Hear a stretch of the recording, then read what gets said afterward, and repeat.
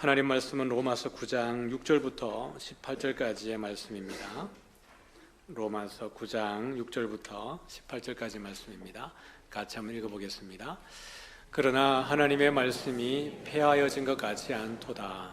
이스라엘에게서 난 그들이 다 이스라엘이 아니요 또한 아브라함의 씨가 다 그의 자녀가 아니라 오직 이삭으로부터 난 자라야 내 씨라 불리리라 하셨으니 곧 육신의 자녀가 하나님의 자녀가 아니요 오직 약속의 자녀가 씨로 여기심을 받느니라. 약속의 말씀은 이것이니 명년 이때에 내가 이르리니 사라가 아들이 있으리라 하심이라. 그뿐 아니라 또한 리브가가 우리 조상 이삭 한 사람으로 말미암아 임신하였는데 그 자식들이 아직 나지도 아니하고 무슨 선이나 악을 행하지 아니한 때에 택하심을 따라 되는 하나님의 뜻이 행위로 말미암지 않고 오직 부르시는 이로 말미암아 서게 하려 하사 리브가에게 이르시되 큰 자가 어린 자를 섬기리라 하셨나니 기록된 바 내가 야곱은 사랑하고 에서는 미워하였다 하심과 같으니라. 그런즉 우리가 무슨 말을 하리오 하나님께 불의가 있느냐 그럴 수 없느니라. 모세에게 이르시되 내가 긍휼히 여길 자를 긍휼히 여기고 불쌍히 여길 자를 불쌍히 여기리라 하셨으니 그런즉 원하는 자로 말미암음도 아니요 다른 박질 나는 자로 말미암음도 아니요 오직 긍휼히 여기시는 하나님으로 말미암음이니라. 성경이 바로에게 이르시되 내가 이 일을 위하여 너를 세웠으니 곧 너로 말미암아 내 능력을 보이고 내 이름이 온 땅에 전파되게 하려 함이라 하셨으니 그런즉 하나님께서 하고자 하시는 자를 긍휼히 여기시고 하고자 하시는 자를 완악하게 하시느니라. 아멘. 네, 하나님의 자유라는 제목으로 말씀을 나누겠습니다. 하나님의 어떻게 보면은 부르심에 또 혈통적으로 아브라함의 후손으로 특권을 가지고 있었던 이스라엘 백성들요, 양자됨과 영광과 은혜와 말씀과 또 여러 가지 특별한 어떻게 보면 혈통적으로 또 하나님의 자손이라고 하는 그 선민 사상을 가지고 있었던 이스라엘 백성들 가운데에서 그럼에도 불구하고 예수를 그리스도로 받아들이지 않는 이런 불편한 상황들, 그러면서 그러면은 질문들이 생길 수 있겠죠. 하나님의 말씀이 무슨 의미가 있는가? 자기 백성들도 믿지 않는데 그러면 하나님의 말씀이 효력이 없는 게 아닌가? 아니면 하나님의 말씀이 폐하여진 것이 아닌가? 이런 질문이 들 수 있습니다. 1절부터 5절까지 우리는 바울이 그 동족을 향한 사랑을 들었는데요, 6절 말씀에서 바울은 이야기하기를 그러나 하나님의 말씀이 폐하여진 것 같지 않다라고 이야기를 하고 있습니다. 왜냐하면 그 내용에 대해서는 이제 9장부터 11장까지 하나님이 그 유대인들에 대해서 또 이스라엘 아브라함의 후손으로서 이스라엘에 대한 어떤 계획하심을 가지고 있는지 이렇게 설명하게 될 텐데 그때에 바울이 지금 말하고 있는 내용들이 조금 더 구체적으로 드러나게 되어질 것입니다. 그래서 바울이 하는 말처럼 하나님의 말씀이 폐하여진 것 같지 않다라는 말씀을 통하여서 하나님은 결코 어떤 사람들의 불순종으로 인하여서 그 하나님의 약속을 폐하는 바가 없다라는 것이고요, 로마서를 통해서 우리가 보는 것처럼 하나님은 하나님의 신실하심으로서 자신의 의를 이루고 또 자신의 뜻을 이룬다는 것을 이 짧은 한 구절 속에서 보여주고 있는 것입니다. 하반절에 보니까 이스라엘에게서라고 하는 부분부터 7절까지 우리 같이 한번 두 절을 읽어볼까요? 시작. 난 그들이 다 이스라엘이 아니요 또한 아브라함의 씨가 다 그의 자녀가 아니라 오직 이삭으로부터 난 자라야 내 씨라 불리리라 하셨으니 그러면은 누가 참 이스라엘인가? 그러면 혈통적으로 많은 어떻게 보면 아브라함의 후손으로서 특권을 가지고 있고 선민 사상을 가지고 있었던 그들이 하나님의 백성으로서 예수님을 받아들이지 않음으로 인하여서 그 복을 누리지 못하고 있는데, 그러면은 어떤 사람이 진짜 참 이스라엘 사람인가? 라는 부분에 대한 여러분 질문이 생길 수가 있습니다. 바울은 이야기하기를 이스라엘에게서 난다 그래가지고 전부 다 이스라엘 사람은 아니라고 이야기를 하는 거예요. 또 그 7절에 보면은 아브라함의 씨가 다 그의 자녀가 아니라고 이야기를 하는 것입니다. 누구만이 그의 씨라고요? 이스하크로부터 난 자라야 그 씨가 되고 자손이 된다라고 이야기를 하고 있습니다. 여러분, 이 부분에 대해서 로마서 10장 2절과 3절에 바울이 조금 더 첨언하고 있어요. 한번 같이 보겠습니다. 로마서 10장 2절과 3절이에요. 같이 봅니다. 내가 증언하노니 그들이 하나님께 열심히 있으나 올바른 지식을 따른 것이 아니니라. 하나님의 의를 모르고 자기 의를 세우려고 힘써 하나님의 의에 복종하지 아니하였느니라. 여러분, 2절 보면은 그들이 하나님께 열심히 있었어요, 없었어요? 하나님께 열심히 있었다 그랬어요. 그런데 무엇이 없었죠? 올바른 지식을 따른 것이 아니라고 이야기를 하고 있습니다. 그들이 모세의 글을 가지고 있고요. 시편의 내용도 선지자들의 글에 대해서도 능통한 자들이었습니다. 여러분, 유대인들의 열심이라고 말하면은 여러분 어느 누가 쫓아갈 수 있겠어요? 못 쫓아가는 거죠. 유대인들이 가지고 있는 민족성과 그 종교성이라고 이야기하는 것은 누구도 여러분 추종을 불허합니다. 그럼에도 불구하고 이들이 하나님 앞에 정말 열심히 온 마음과 뜻과 정성을 다해서 여러분 살았습니다. 하나님에 대한 열심을 가졌는데 정말 중요한 것이 무엇이냐 그러면은 그 가운데에 올바른 지식이 없다는 거예요. 율법 조항 한 가지 한 가지를 지켜내면서 나는 율법에 능통한 자야, 율법에 완전한 자야, 나는 흠이 없는 자야 라고 자부하던 자들이었습니다. 그런 자부심이 있었기 때문에 다른 사람을 판단하고 정죄하는 거예요. 나보다 조금 더 덜 지키는 사람들에게 판단할 수 있죠. 나는 99점인데 저 사람은 80점이에요. 19점의 차이가 나는데 그 19점의 차이를 판단하는 거죠. 왜 저 사람은 저렇게 하지 못하는 걸까? 그러면서 이 사람은 자기의 율법의 그 조항 하나하나가 자기의 의로움입니다. 여러분 3절 말씀 보니까 그들이 올바른 지식을 따르지 않는데 그들이 열심히 살았던 기준이 뭐냐 그러면은 하나님의 의를 모르고 뭘 세우려고 하고 있어요? 자기 의를 세우려고 하고 있는 것이에요. 이것만큼 위험한 것이 없어요. 분명히 예수님께서 요한복음 5장에 보면은 유대인들에 대해서 이렇게 이야기했어요. 너희가 모세를 알았더라면 나를 알았을 것이다 라고 이야기했어요. 왜냐하면 모세가 나에 대해서 기록했기 때문이다 라고 이야기를 하는 것이거든요. 그들이 정말 하나님께서 율법을 주신 본질적인 의미를 알았다 그러면은 그 율법 글자의 조문 하나하나에 신경 쓸 게 아니라 정말 율법을 주셨던 하나님의 본질적인 의도를 깨달았다 그러면은 정말 그 안에서 오실 그리스도를 볼 수 있었을 것이라는 거예요. 그게 아니고 자기들의 의를 세우려고 하다 보니까 하나님의 의보다는 자기 의를 위해서 온 힘을 다해서 여러분 하나님의 말씀에 복종하지 않는 겁니다. 그러니 여러분 바울이 예수 믿고 복음 전할 때도 그들이 복음을 받아들이지 않는 거예요. 여러분 오늘도 우리 보면은 교회 안에 열심히 헌신하고 봉사해요, 그죠? 봉사하는 분들 가운데에 자신을 위해 하는 사람이 누가 있겠어요? 전부 다 그 명분은 무엇입니까? 하나님의 영광을 위해서요. 하나님의 의를 위하여서입니다. 근데 그 가운데 뭘 놓치는 거냐 그러면은 올바른 지식이 진리가 없이 본질을 빼버리고 자기의 의를 자기도 모르는 사이에 추구하는 이들이 있다라는 이야기입니다. 그러다 보니까 자기의 경험이 진리입니다. 자기가 판단하는 것이 기준입니다. 그래서 마음과 뜻과 정성을 다해서 자기의 열심을 추구하는 거예요. 그때에는 진리가 들어오지 않습니다.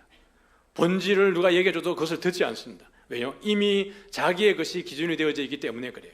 유대인들이 꼭 그렇게 살았습니다.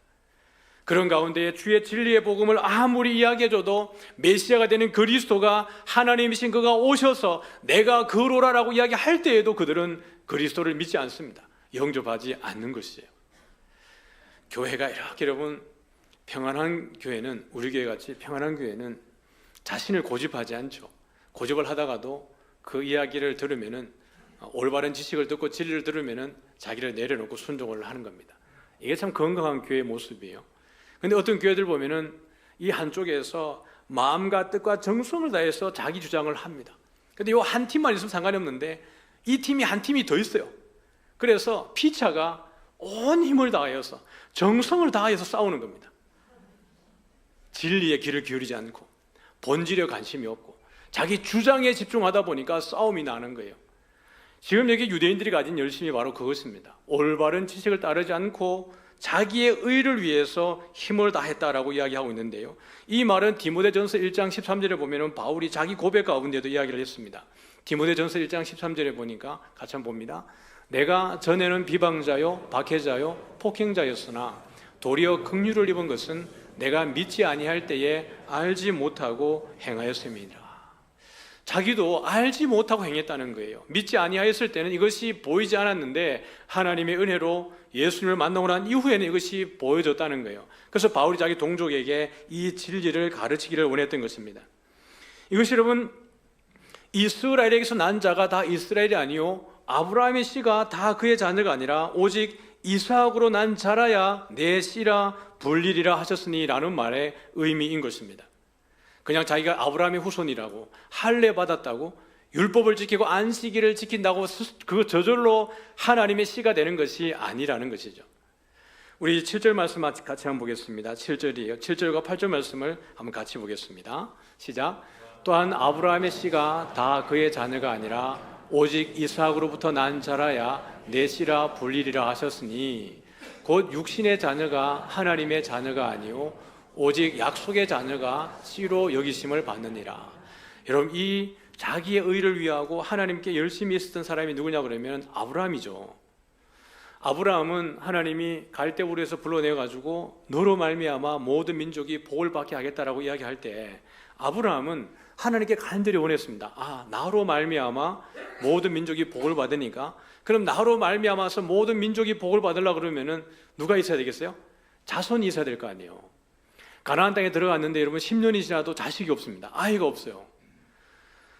애초에 두 사람이 자녀를 안 갖기로 했으면 모르겠지만 두 사람이 자녀를 갖기를 원하고 하나님의 언약이 그 자녀 가운데 있는데 자녀가 생기질 않는 겁니다. 얼마나 여러분 아브라함이 답답했겠어요. 왜냐하면 자신에게 언약한 것은 자손을 통하였는데요, 하나님이 자식을 주지 않으니까 자기가 생각했던 게 뭐냐 그러면 하나님 그러면은 내 집에 있는 이 다메섹 엘리에셀을 나의 상속자로 삼을까요? 종을 말입니다. 하나님이 아니야, 너의 씨로 말미암아서 모든 민족이 복을 받을 거야. 씨, 그러니까 자손인 거죠. 그럼에도 불구하고 자녀가 생기지 않을 때에 여러분 아브라함과 사라가 얼마나 고민했겠어요. 그러면 나의 씨로라고 얘기할 때 사라에게는 여러분 임신할 수 있는 능력이 없으니까 이 두 사람이 합의한 끝에 내린 결정이 무엇이었어요? 여종 하갈에게 들어가는 것입니다. 결국 누구의 씨는 있으니까요? 아브라함의 씨가 있다고 판단되어졌으니까요. 아브라함의 씨로 되는 것이구나라고 판단을 하고 들어가서 하갈에게서 자녀를 낳았습니다. 자녀가 낳았을 때 여러분 아브라함의 나이가 86세였어요. 그러면 여러분 그게 가가지고 아브라함이 이스마엘을 딱 낳는 순간에 어떻게 보면 아브라함으로서는 최선을 다한 거예요. 뭘 이루기 위해서요? 하나님의 의를 이루기 위해서요. 그러고 난 다음에 이스마엘을 딱 낳자마자 하나님의 반응은 무엇이었습니까? 13년간의 침묵입니다. 하나님의 침묵이 그 가운데에 이어지는 것입니다.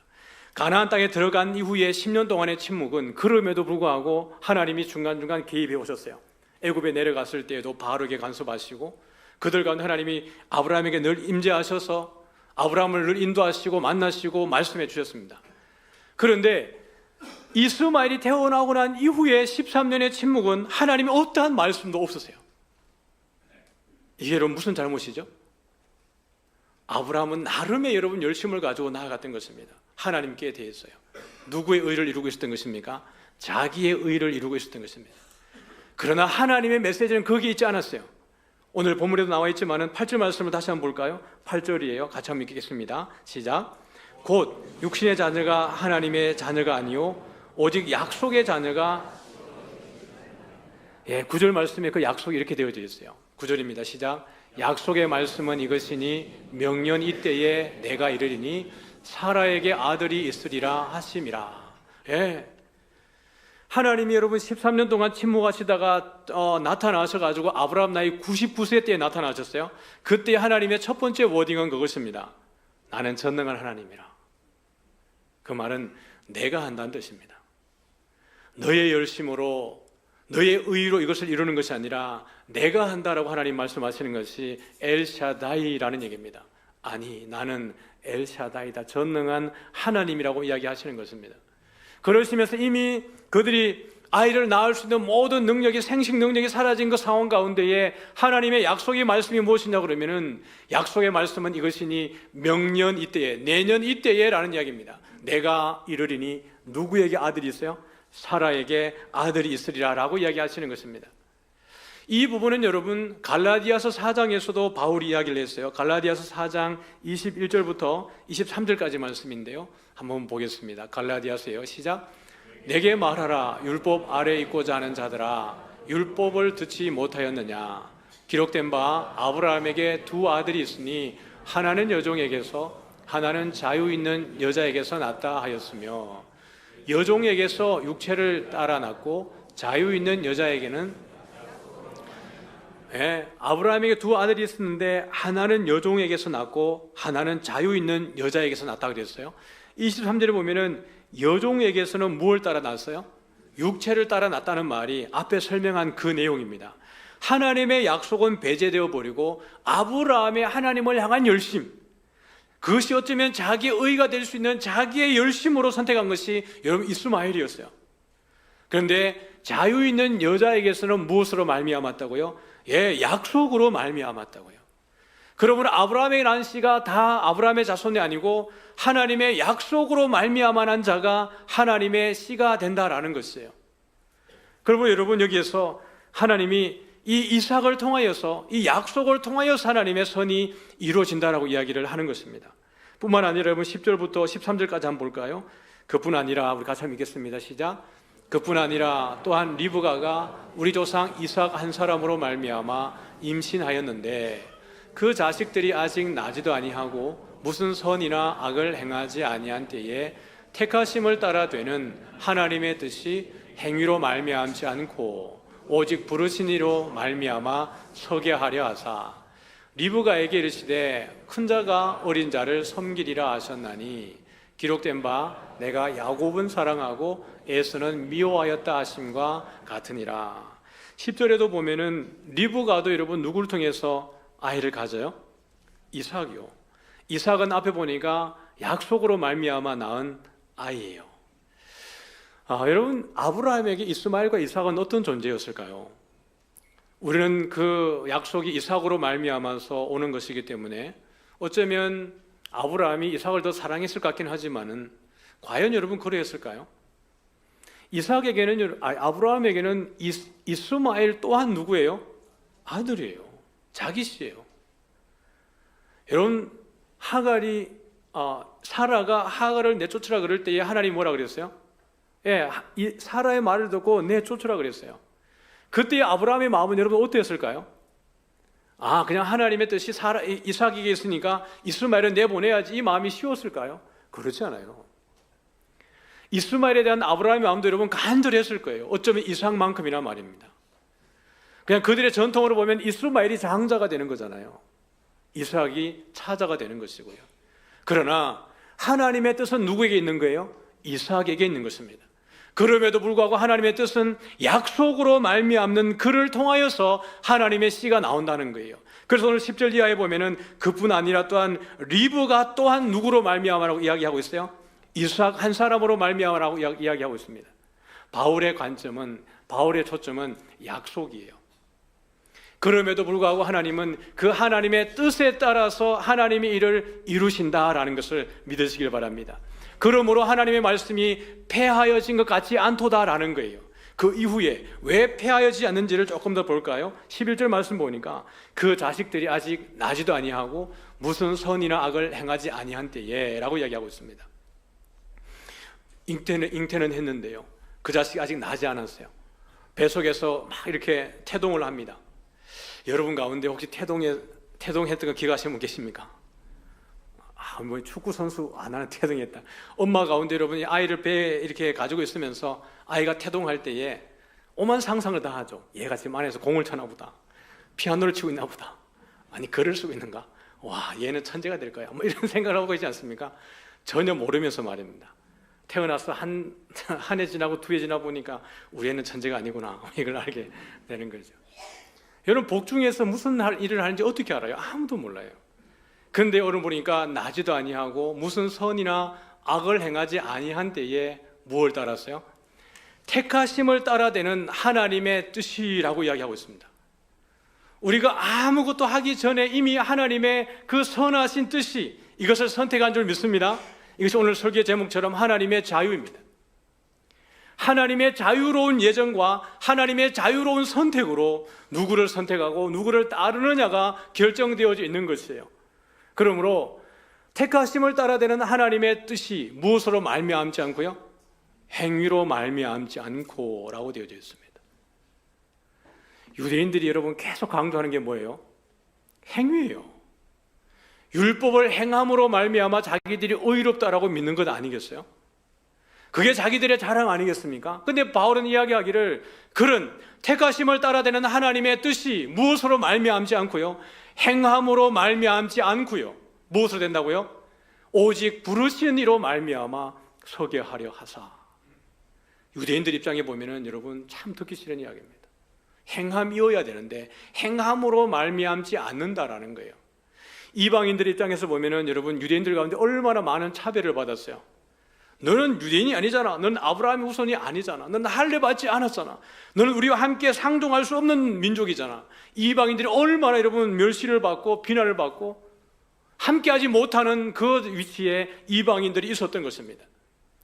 이방인들이 마음껏 죄 지었을 때에, 그리스도를 모르고 하나님을 몰랐을 때, 마음껏 세상의 모든 죄를 지었을 때에 하나님과 전혀 상관없는 자들이었지만은 이제 그리스도 안에 있음으로 인하여서 더 이상 무엇으로 말미암지 않고요, 행함으로 말미암지 않고라고 말합니다.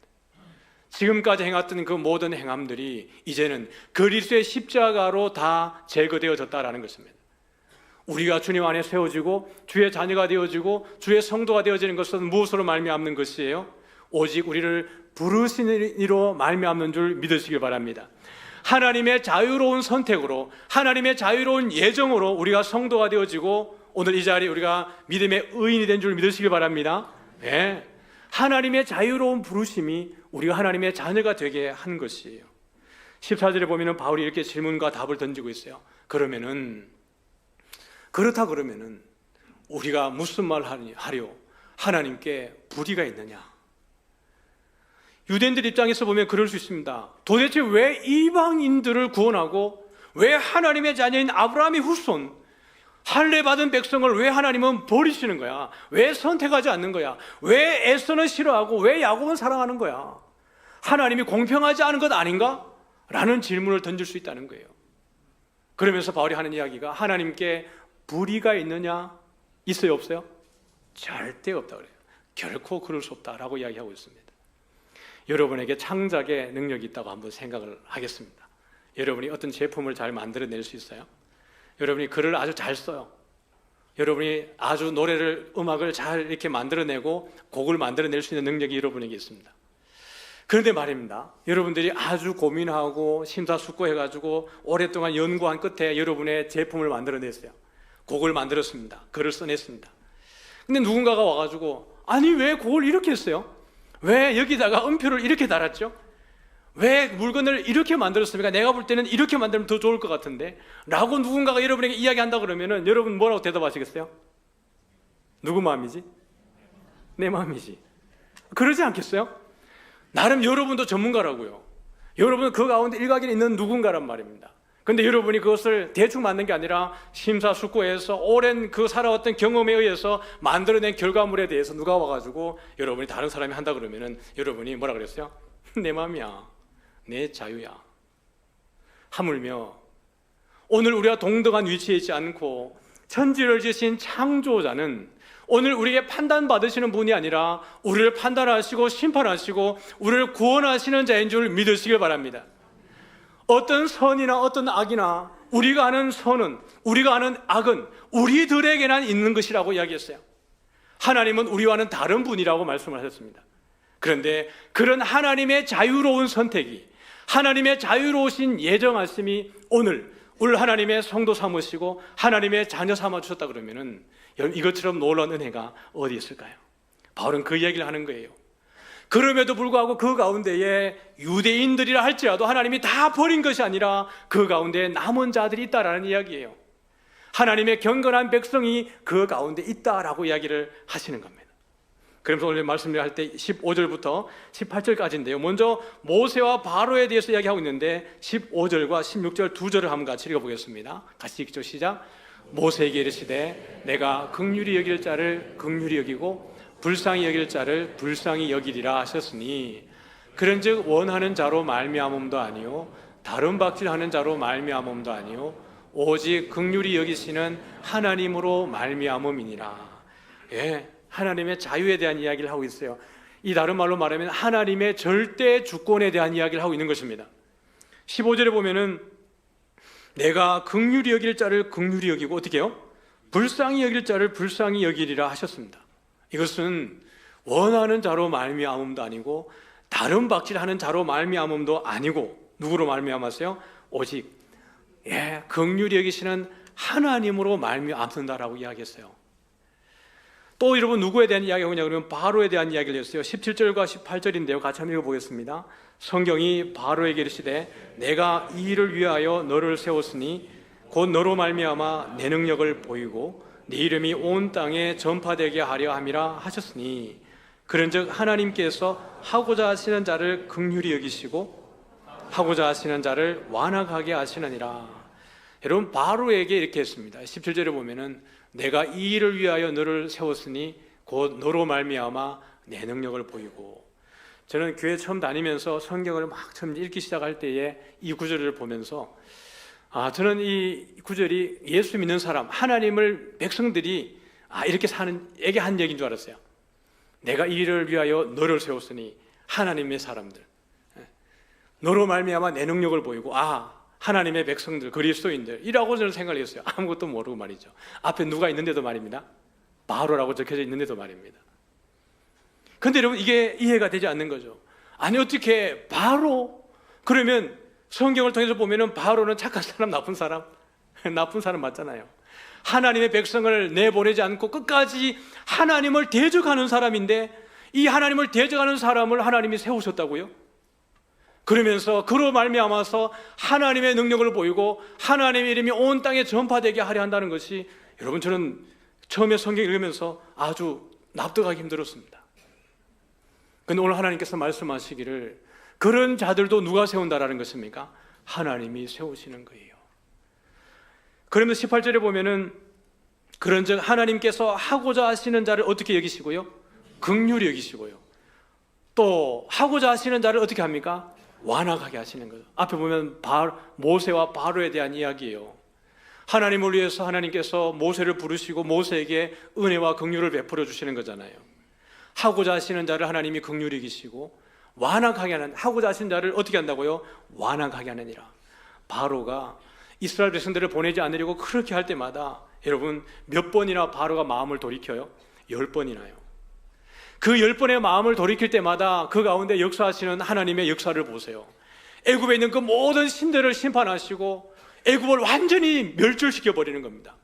그럴 때에 그 애굽에서 일어나는 그 모든 하나님의 심판의 상황들이 애굽 안에서만 소문이 끝이 나요? 아니면 이 소문이 어디까지 가요? 열국에까지요. 여리고성에까지 들렸지 않습니까? 라합의 고백이 무엇입니까? 너희 하나님의 일들에 대한 이야기를 듣고 우리 백성의 마음이 뭐같이 녹았다고요? 물같이 녹았다라고 얘기했습니다. 홍해를 가를 때 그 역사에 대한 그 스토리가, 그 소문이 그 지나가는 사람들에게만 들려진 게 아니라 열국에 있는 모든 사람들의 귀에 들려지게 되어지는 것입니다. 악한 사람의 그 완악함이 오히려 하나님의 전능하심과 하나님이 얼마나 위대하심을 드러내는 데에 쓰이고 있는 것입니다. 하나님께서 바로에 대해서 내가 이것을 위하여서 너를 세웠다라고 이야기하시는 거예요. 여러분 하박국 2장 12절부터 14절까지 보면은 이 내용과 동일한 내용을 우리에게 얘기해 주고 있어요.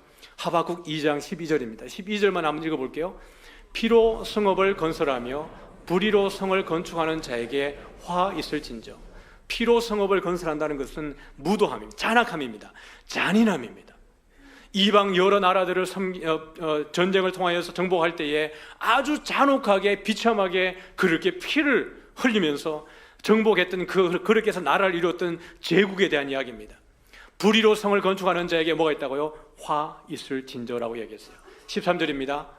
같이요. 민족들이 불탈 것으로 수고하는 것과 나라들이 헛된 일로 피곤하게 되는 것이 만군의 여호와께로 말미암음이 아니냐.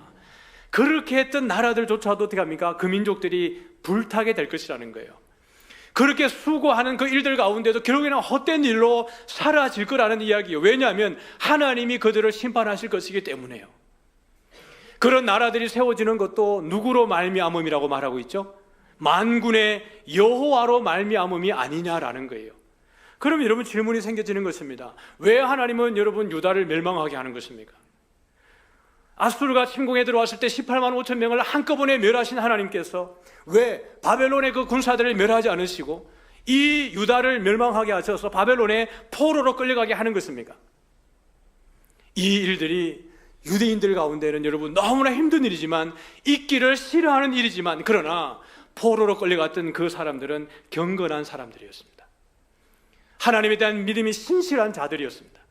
그 바벨론의 황제들이 이런 메대와 페르시아의 그 왕들이, 제왕들이 그 유대인들을 핍박할 때에도 그들이 굴하지 않고 목숨을 내어놓으며 순교할 때까지 믿음을 지켰던 이들이 그 유대인들이었습니다. 그들의 신실함을 인하여서 그 제국의 왕들의 고백이 무엇입니까? 이스라엘의 하나님 여호와가 참된 신이라, 그는 살아있는 하나님이라고 고백하게 되어지는 일들이 제국의 왕들의 입을 통하여서 드러나게 되어지는 것입니다. 그들이 비로소 불의함으로써 정복하고 성을 이루었지만, 그 나라가 멸망되겠지만, 그러나 이 일들을 통하여서 우리 14절 같이 한번 볼까요? 하박국 2장 14절입니다. 시작. 이는 물이 바다를 덮음같이 여호와의 영광을 인정하는 것이 세상에 가득함이니라. 예, 하나님의 큰 뜻은 거기에 있습니다.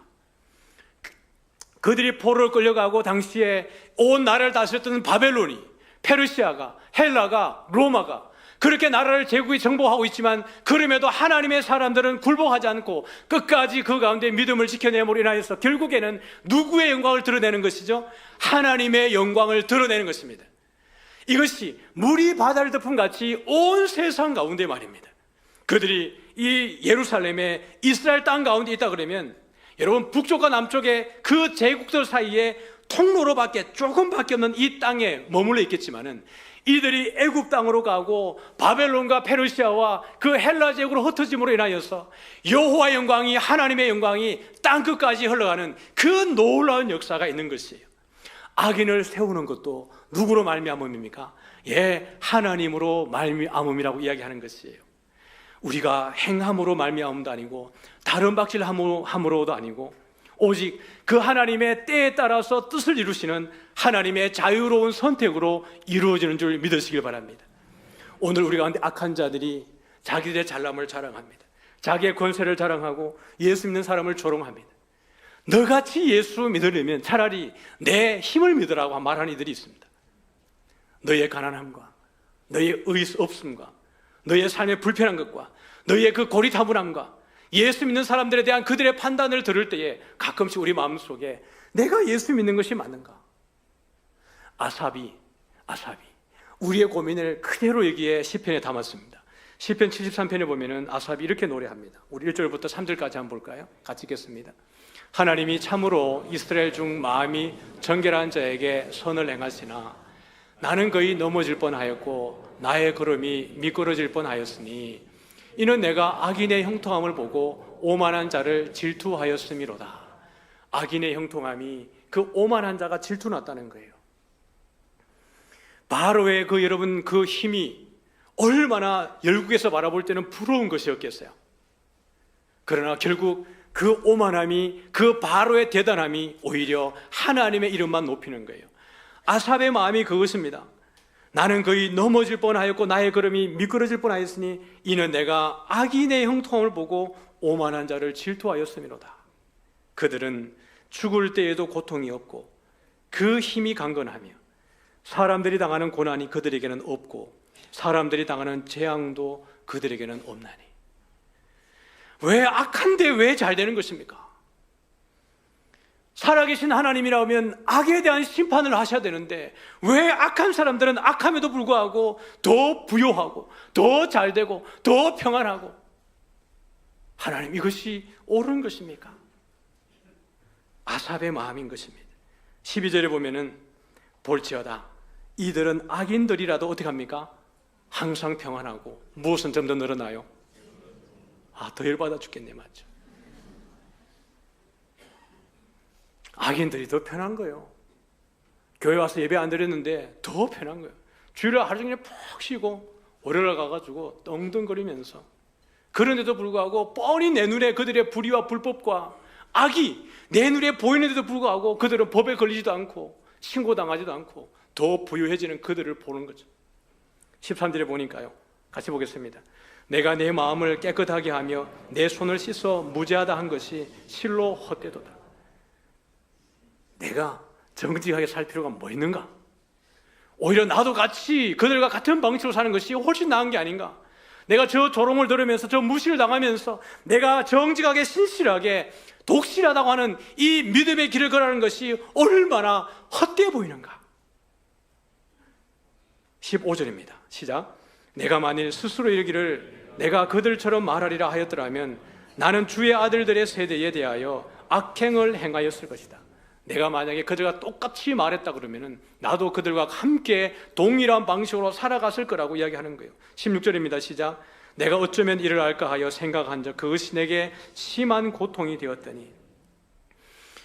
여러분 댁에 돌아가서 가지고 73편을 다 읽으시기 바라요. 제가 읽은 것 말고 다 읽어보면은 여러분 참 땅바닥을 치면서 공감할 겁니다. 아삽이 얼마나 내 마음을 잘 아는가. 그런데 여러분 17절 한번 볼까요? 17절입니다. 시작.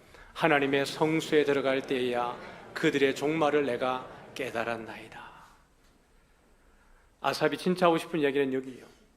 내가 하나님의 성수에 들어갈 때에야 깨달았습니다. 내가 헛되지 않다는 것을.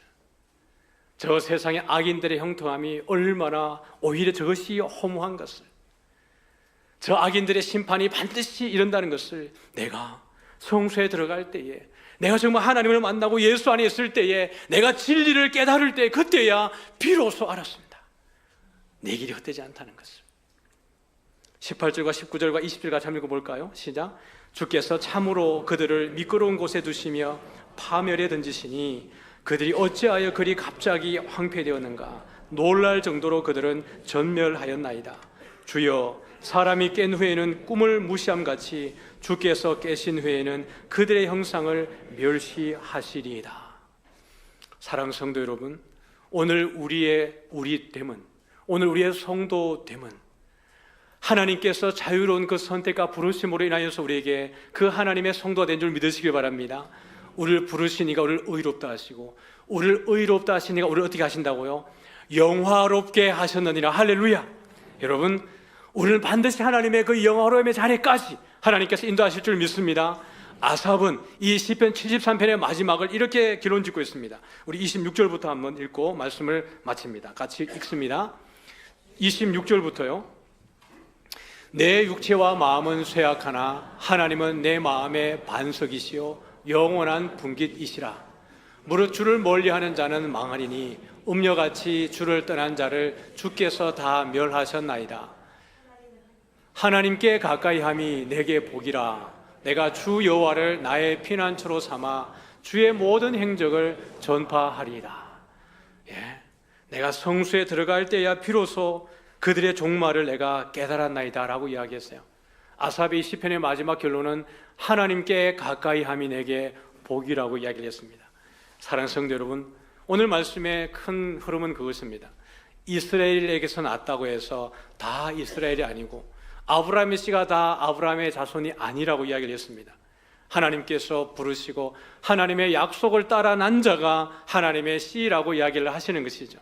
오늘 우리 모두는 혈통으로는 이스라엘도 아니고 그들과는 상관이 없는 자들이지만 하나님의 자유로운 선택으로 인하여서 우리가 성도된 줄 믿으시기 바랍니다. 오늘 우리의 참된 복은 하나님과 함께 있을 때, 그것이 가장 참된 복인 줄 믿으시고, 성수에 들어갈 때 비로소 깨달았던 아삽처럼 늘 주와 함께 가는 우리 모든 여러분들 되어지기를 주의 이름으로 축복합니다.